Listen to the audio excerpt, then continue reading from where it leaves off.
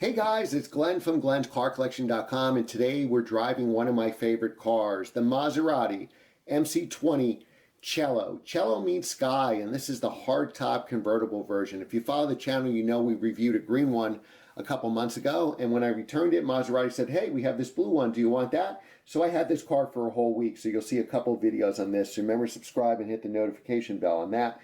We also have shorts 6 days a week, one full-length video on Monday, shorts Tuesday through Sunday. All right, so the starting MSRP is $273,000. This car was pushing about $400,000. And worth every penny if you have the money, if you ask me. So gone are the great sounding V8 engines. All the Maseratis now have a twin turbo V6 engine. And in this car, you have the full horsepower. It's not detuned like the Grand Cabrio or Gran Turismo. You get 621 horsepower, 538 foot-pounds of torque. It's mated to an 8-speed dual-clutch transmission, which is very, very good. We'll go in that depth in this video. 0 to 60, according to Maserati, in 2.9 seconds with a 202 mile per hour top speed. It takes 12 seconds to open and close this top. So let's get in the car and drive it. Okay, guys, now we're inside the Maserati MC20. And yes, we've reviewed one of these before. We had a green MC20 before, and Maserati said, hey, we have this blue one with the race seats, you want this? And I said, sure. So we'll go through and take it for a drive, and I'll explain everything. Let's start at GT mode and automatic. We just press the buttons here for a drive and for GT mode. Now there's also a wet mode if it was raining, and it actually works really well. So on a cold morning, I've tried the wet mode. You get full traction control, and this car is not scary to drive in the cold. Now, of course, it has very sticky, aggressive summer tires on it. This car, not only does it have the race seats, the race buckets, it has the ceramic brakes. So the green one was basically a more luxurious version, had really nice, comfortable leather seats. I drove it for a couple hours at a time, and it was so comfortable, the seats. And it had steel brakes, which I think is all you need in this car. The steel brakes were fine. Here, if you wanted to go to the track, this is not really a track car. I think it's more of a sports car GT car. Think of it as you know, a regular 911 Carrera, not a GT3. So I would probably go with this car, especially the convertible version, the Cielo, which means sky in Italian. I'm Italian, I should know that. For this car, I think it's probably best with the comfortable seats and the steel brakes. If you are going to go to the track, I think the car's a little too heavy to go to the track. If you were going to go to the track, then of course, get the race seats and the ceramic brakes. So now we could go into sport mode. We do have to take our eyes on the wheel. I think they should really switch the launch control in the drive mode button, so it's right here like a Porsche, but because you're going to use it more than you're going to use launches. So now we'll go into sport mode. If we want to shift manually, like I usually like to do, I'm going to press the DM. So D is drive, which is normal, and M is manual. How do you know you're in manual mode? Well, now you don't see D for drive anymore. You actually see the number of the gear that you're in. The gearbox works great. From what I'm told, it's the same gearbox in the C8 Corvette, and it is really, really good. You won't miss. I love manual transmissions, third pedals in all my cars, but I'm telling you, you won't miss it in this car. So if you follow the channel, you know I have a 911 Carrera, which is a manual, but my daily driver is a 2017 Panamera Turbo, and that's the, I guess, essentially current body design. And that's a PDK car, so it's a dual clutch. And I actually like this dual clutch better as far as sportiness goes. I think for the Panamera, they made it too refined. So this car will kick in sport mode and be nice and easy in GT mode, where my my Panamera, even get a lot of turbo noise in this car, even in sport mode, it doesn't kick. The shifts are so refined, you don't even feel them. So maybe, you know, they're trying to get more of a luxurious thing, because if you do it like a GT3, it isn't like that. It's bang, bang, bang, the shifts. So here you do get that bang when you're in sport, where you don't get it in GT mode. So you want to have a nice relaxing drive with your significant other or your kids, or one kid, it's two-seater. You can put it in GT mode and the shifts are nice and smooth, even though you can still do them manually with the paddle shifters. Paddle shifters, which I like, are connected to the column, not the steering wheel.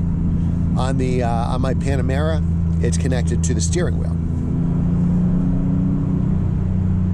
Because if you could afford a Panamera at $200,000 new, I bought mine CPO used for a fraction of that, but my car was like $208,000 new. So if you can afford that, you could be cross-shopping something like this.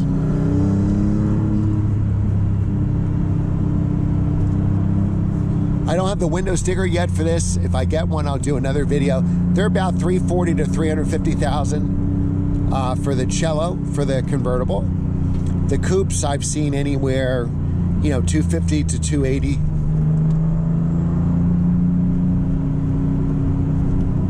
There's a lot of wind noise with the top down, like too much to film if the windows are down. With the windows up, it does a lot better. You could drive, you know, at a pretty high speed on the highway with the windows up and the top down. And then just like a McLaren, say 650S, you can lower this window. There's two rear view mirrors here, which I'll show you when we stop. Just like, say, the C8 Corvette, one, a real mirror, which doesn't show you much because you have the buttresses of the convertible. Probably shows you more in the coupe, maybe not, because you would see the engine in the coupe. And then the basically camera version that's on the rear deck lid. But I love this car. I'm so glad Maserati offered another one. And this one you sit very low. So this is a manual seat with these race seats. And a lot of turbo noise, a lot of blow-off valve noise. And you really feel it. What I didn't realize the first time I drove this is this car runs at 29 pounds of boost. So I believe, you know, your typical Audi A4 with a 1.8 or a 2-liter runs at about 7 pounds of boost. Some of the AMGs, they run at a higher boost rate. This is 29 pounds of boost. I don't think I ever drove a stock car from the factory that runs at 29 pounds of boost. Is this person going straight or right? Okay.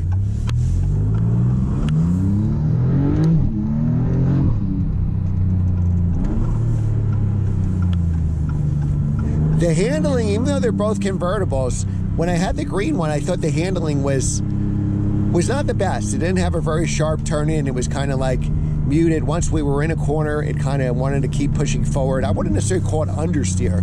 I was thinking there was the weight of the car, maybe the weight, because this convertible adds about 150 pounds. But this one is, still want to call it nimble, but it's more nimble than the previous one we had. So maybe that had, you know, a tire. Maybe it had less tread on the tires. Maybe it had, you know, somebody hit a pothole and the suspension was just off a little bit. But I noticed I feel way more confident in this one, unless I just have more seat time, because this is my second time with the car.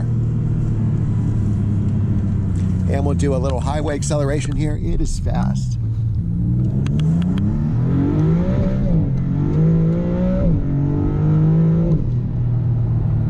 And it moves. It moves. Now, if we want to go into Corsa mode, which is essentially the race mode for this car, what we do is we take where my hand is on the sport and we hold it until it goes into Corsa. And how we know it changed, just like my McLaren 570S did, you get this kind of Formula One tachometer in front of you. Now we're behind a slow car, so we can't go where they go. So hopefully they're going straight. Going 45 on the highway. There we go. So now we lose... Police reported ahead. Now we lose stability control. So now we got to be a little careful, especially it's a cold October morning. You probably won't see this video till November.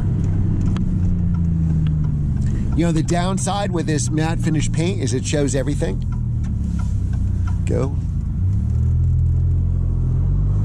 Especially this time of year with landscapers blowing leaves. Not good for your paint.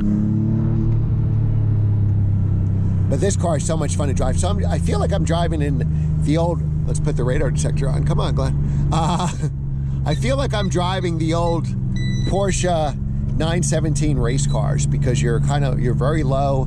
You kind of have this really good view. We got one windshield wiper, and this car feels exotic. Like some of these cars, they're just so good now that it's just like, okay, it's just like a really fast car, you know? This car feels like you're an exotic car. You feel every bump in a good way. It's comfortable to take your significant other out to dinner. downsides are with the scissor doors, you take up more than one parking space. So the McLaren is more like on a diagonal. You can park right next to somebody, do the door, no problem. This car, you can't. You really need to be that guy that takes 2 spaces, or to be able to park at the end to get that door open.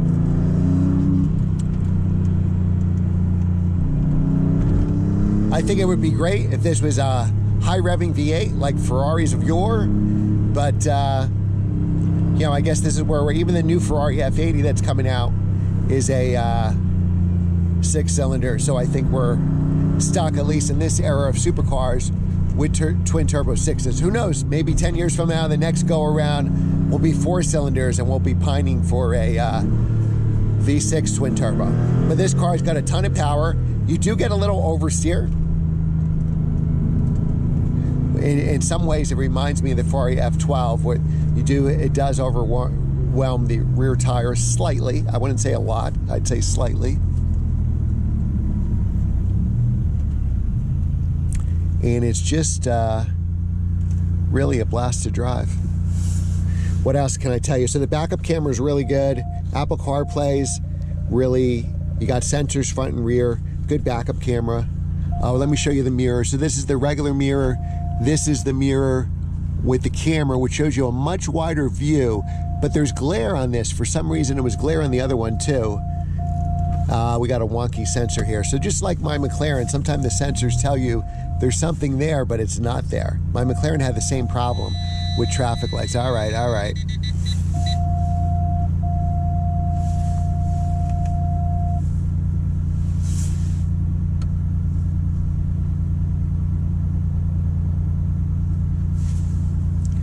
Ooh, we have a Ferrari F430 behind us. That's hot.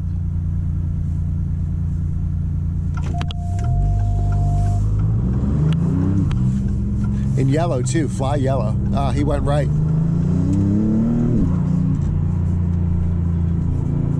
Yeah, so when I put the other mirror up, it gives me like a glare. You got a much better view, a wider view. You can see a lot more, but looking at it, especially with sunglasses on, it's hard to tell what anything is. Like I can see a car there, but I couldn't tell you if that was a car, a truck, a police car. There's just too much glare. I love the curves here. It's like driving, say, an older 911 where you see the curves, but again, to me, it's more like the old Porsche Le Mans race car. Or maybe, who knows, maybe the old Maserati Le Mans race car. Very few cars, I think, are better in manual mode with their dual clutches now than auto. This is one of them. The auto, obviously, to save gas mileage, would probably have me in 7th gear right now, where here I could go up and down the gears. Downside of this car is the range. Like here it's telling me half a tank, because we're only averaging 9 miles to the gallon, is only going to get me 55 more miles. So realistically, the most, and with 2 cars now, the most I've gotten on a tank of gas is about 135, 140 miles. Gas tank, I'm calculating between 14 and 15 gallons. Let's round up and call it 15. But it doesn't, you know, drive it easy, you're going to get probably 12 miles to the gallon. Drive it like we're driving right now in the video, where we're into the turbos, we're getting about 9 miles to the gallon.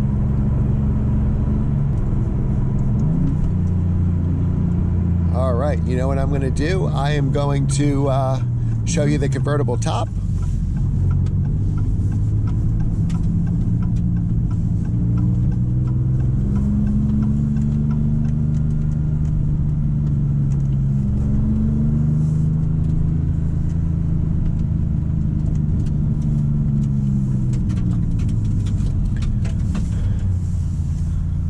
All right, so 2 things here. We can do, go to the screen, and what we can do is we can do the convertible top here. Go to the, what screen is it? Vehicle. We go to the vehicle screen, and now we have the shaded top from the sun. Press the button, and it's not working. It's not working. Okay. There we go.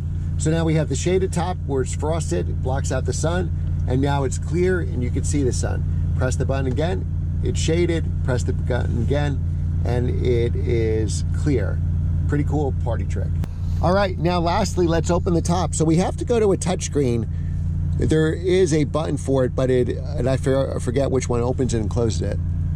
Up, that must be closing it. So we hold the button down, and let's count once it starts. This is 1, 1,000, 2, 1,000, 3, 1,000, 4, 1,000, 5, 1,000, 6, 1,000, 7, 1,000, 8, 1,000, 9, 1,000, 10, 1,000, 11, 1,000. All right, so about 10, 11 seconds.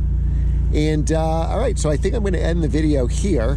Now, if we put these windows up, we actually get a lot of wind protection, and if we can play around with the middle window too. We got to do that on the screen, put that up, and that's our wind blocker. All right, so what I'm going to do is I'm going to drive and have some fun. Remember to subscribe to the channel. If you want to see more Maseratis, let me know in the comments below. If you want to see something different, let me know that in the comments below again. Thanks again for watching, and I will see you next time.